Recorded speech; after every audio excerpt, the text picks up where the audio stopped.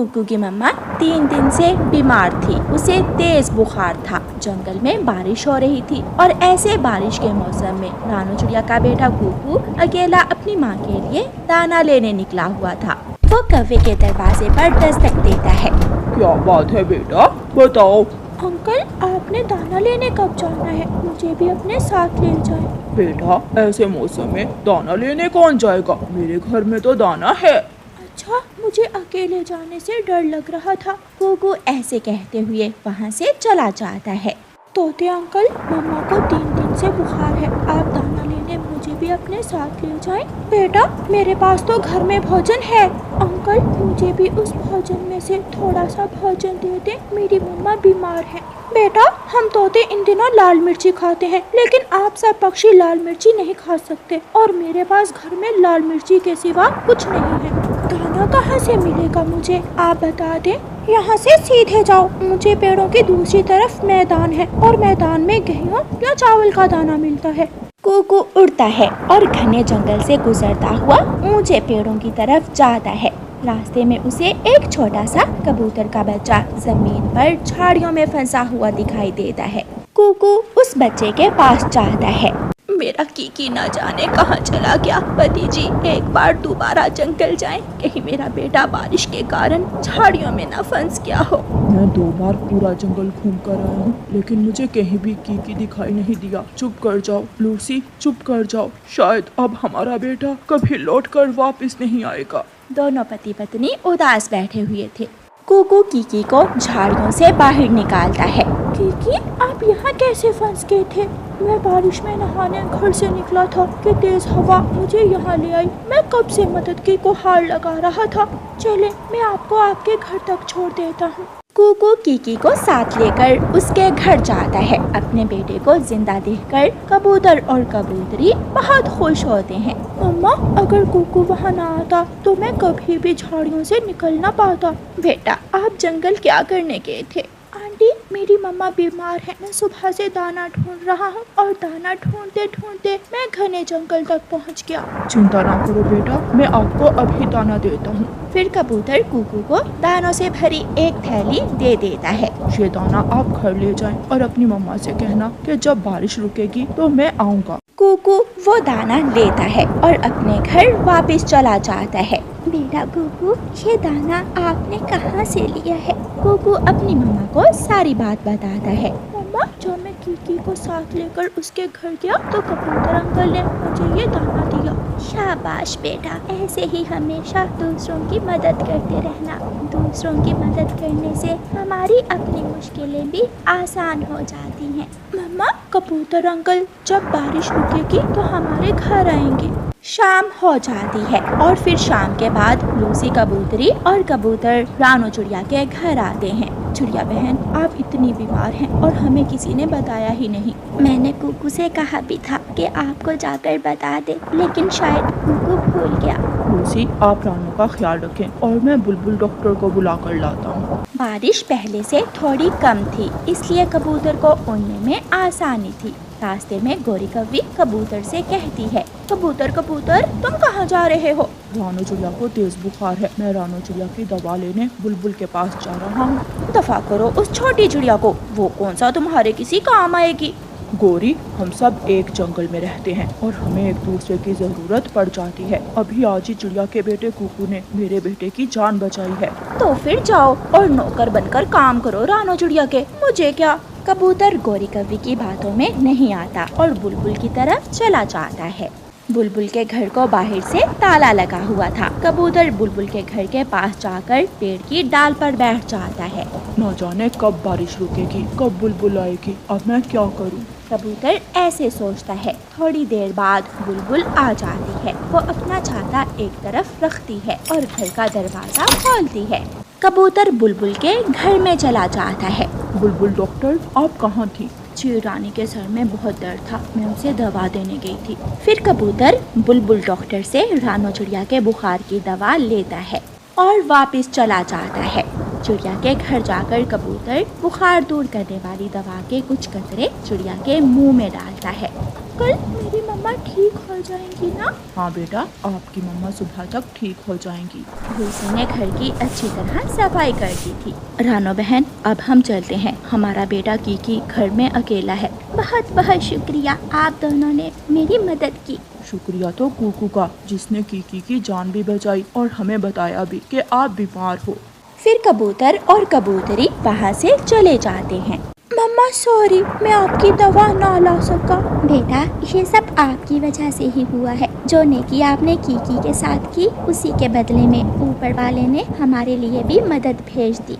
फिर रात हो जाती है और बारिश की मध्यम मध्यम आवाज में दोनों माँ बेटा सो जाते हैं। खिड़की से ठंडी ठंडी हवा ने घर को ठंडा कर दिया था और दोनों माँ बेटा गहरी नींद सोए रहते हैं। प्यारे दोस्तों, हमेशा दूसरों की मदद करें और कोशिश करते रहें। और प्यारे दोस्तों, कहानी को लाइक, अपने दोस्तों के साथ शेयर और चैनल को सब्सक्राइब करना बिल्कुल मत भूलना। आपका धन्यवाद। कुछ दिनों से अपनी नानों के पास आई हुई थी और आज गुड़िया अपनी नानों के साथ अपने घर वापस जा रही थी। गुड़िया बेटी, वो बेसन के लड्डू डिब्बे में डाल लिए हैं क्या? हाँ नानो, मैंने लड्डू भी डिब्बे में डाल लिए हैं और सामान भी इकट्ठा कर लिया है। अब चले?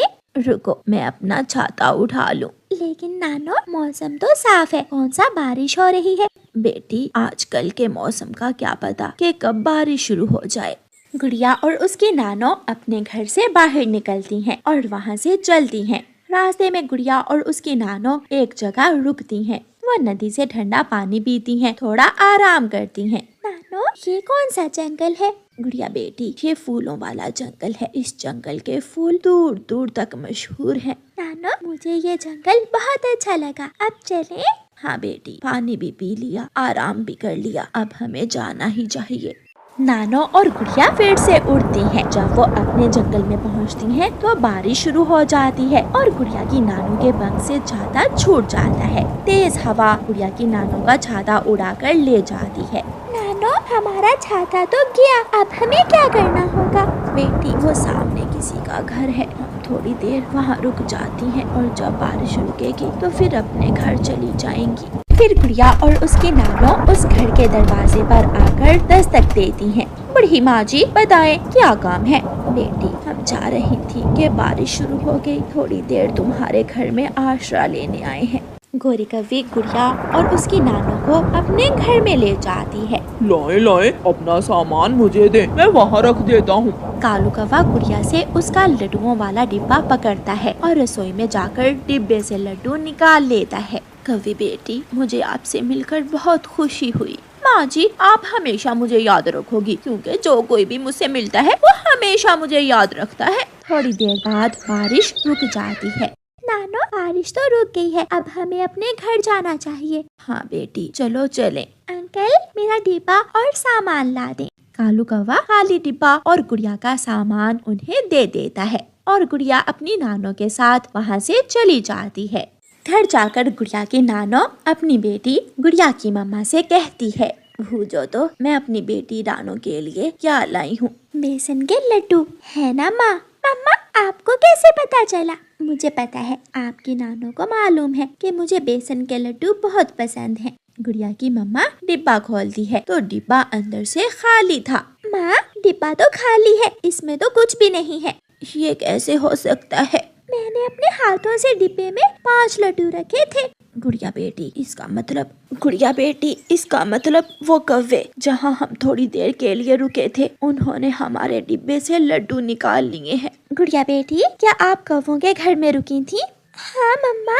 बेटी, वो कौवे तो 1 नंबर के चोर हैं, डिब्बे से लड्डू जरूर उन्होंने ही निकाल लिए होंगे। गुड़िया बेटी, चिंता ना करो, मैं भी उन कौवों को इसकी सजा जरूर दूंगी। जैसा उन्होंने हमारे साथ किया, उन कौवों के साथ ऐसा ही करेंगे हम। कालू जी, ये लड्डू तो बहुत स्वादिष्ट है, मजा ही आ गया। 2 लड्डू तुम्हारे और मैं 3 लूंगा, डिब्बे से लड्डू मैंने चुराए थे। और उस बूढ़ी चिड़िया को घर के अंदर कौन लाया था? अगर उनके पास वो डिब्बा ना होता तो मैं उन्हें बाहर से ही भगा देती। अच्छा चलो ऐसा करते हैं, हम ये लड्डू आधा आधा कर लेते हैं। दूसरे दिन नदी पर कौवा और कौवी बैठे हुए थे कि वहाँ गुड़िया और उसकी नानो आ जाती हैं। कवि बेटी बहुत बहुत शुक्रिया कल हमें अपने घर में रखने के लिए। कालू जी, लगता है बूढ़ी माँ को पता ही नहीं चला कि डिब्बे से लड्डू हमने चुराए थे। गोरी कालू के कान में ऐसे कहती है, बेटा कव्वे, मैं बेसन के लड्डू बहुत स्वादिष्ट बनाती हूँ, अगर खाने हुए तो शाम को आ जाना। हाँ हाँ बूढ़ी माँ जी, हम आ जाएंगे। आंटी, आपने हमारा घर देखा हुआ है ना? हाँ देखा है, क्यों नहीं देखा, हम शाम को जरूर आ जाएंगे। फिर गुड़िया की नानो गुड़िया को साथ लेकर बुलबुल के पास जाती है।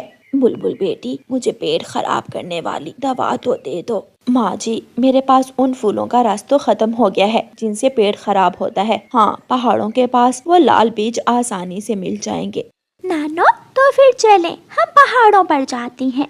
फिर गुड़िया अपनी नानो के साथ पहाड़ों पर जाती है और वहाँ से वो फिर दोनों गुड़िया और उसकी नानो वापस घर आ जाती हैं। रानो बेटी, रसोई में आग जला दो। आज मैं और गुड़िया उन कौवों को ऐसा सबक सिखाएंगे कि आइंदा वो किसी के साथ धोखा नहीं करेंगे। फिर गुड़िया की नानो रसोई में जाती है और बेसन के लड्डू बनाती है। गुड़िया 2 लड्डुओं पर उन बीजों का रस डाल देती है जिनसे पेट खराब होता है। कालू जी, जल्दी चलो, उस पागल बूढ़ी चिड़िया ने लड्डू बना लिए होंगे। गोरी, मैं ज्यादा लड्डू लूंगा। ठीक है, तुम ज्यादा ही ले लेना। चलो तो। फिर कौवा और कव्वी अपने घर से निकलते हैं और गुड़िया के घर की तरफ उड़ते हैं। नानो नानो, वो कौवे आएंगे ना? वो कौवे जरूर आएंगे। वो लालची कौवे तो खाने के लिए कुछ भी कर सकते हैं। दरवाजे पर दस्तक होती है। गुड़िया दरवाजा खोलती है तो बाहर गोरी और कालू खड़े थे। हम आ गए। आए आंटी और अंकल, अंदर आ जाए, मेरी नानो आपके लिए स्पेशल लड्डू बना रही है। कौवा और कव्वी गुड़िया के साथ घर के अंदर चले जाते हैं। बूढ़ी माँ जी, पहले मुझे लड्डू दे दो, कालू जी को बाद में दे देना। लो, आप दोनों पति पत्नी एक साथ ही लड्डू खा लो। कौवा और कव्वी अपना अपना लड्डू खा लेते हैं। गुड़िया अपनी नानो की तरफ देखकर हंस रही थी। गोरी के पेट में गुड़गुड़ शुरू हो जाता है। कालू जी, जो मेरे पेट में हो रहा है, क्या तुम्हारे साथ भी ऐसा ही हो रहा है? मर गया, मैं मर गया।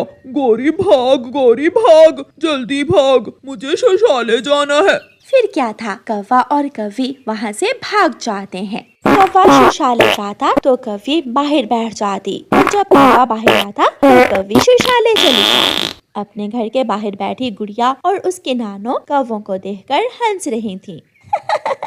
नानो, आपने उन कौवों को खूब सजा दी है। फिर वो सब हंसने लग जाते हैं। कालू जी, आज की रात हमें इस शौचालय के पास ही गुजारना होगी। मेरे पेट में फिर से गुड़गुड़ हो रहा है। गौरी, मुझे बचाओ।